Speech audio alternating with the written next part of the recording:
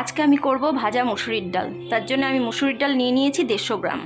এবার আমি ধুয়ে নেব, ধুয়ে জল ঝরিয়ে নেব।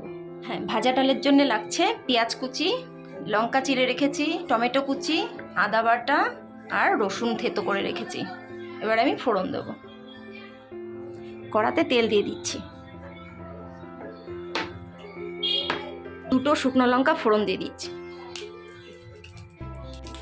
2টো তেজপাতা দিচ্ছি। আমি কালো জিরে ফোড়ন দিয়ে দিচ্ছি 1 চামচ, রসুন ফোড়ন দিচ্ছি,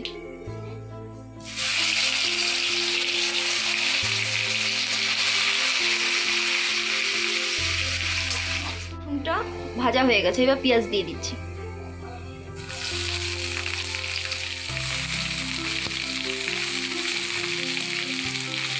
কাঁচা লঙ্কাও দিয়ে দিলাম।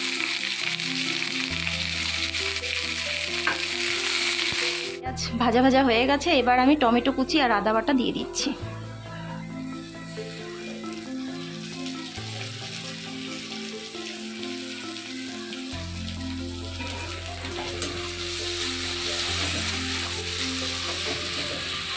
নুন আর হলুদ দিয়ে দিচ্ছি।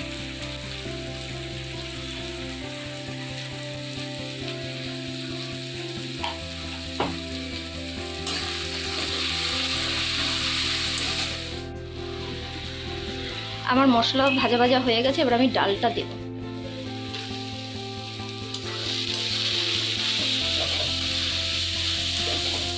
ডালটা একটু ভালো করে ভেজে নিচ্ছি।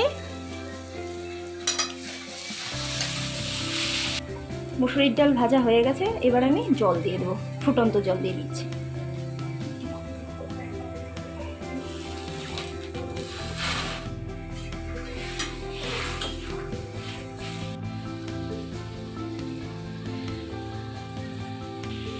ডাল রেডি হয়ে গেছে। এই রকম রেসিপি পাওয়ার জন্য বনেদি রান্নাঘরকে সাবস্ক্রাইব, লাইক, শেয়ার করবেন।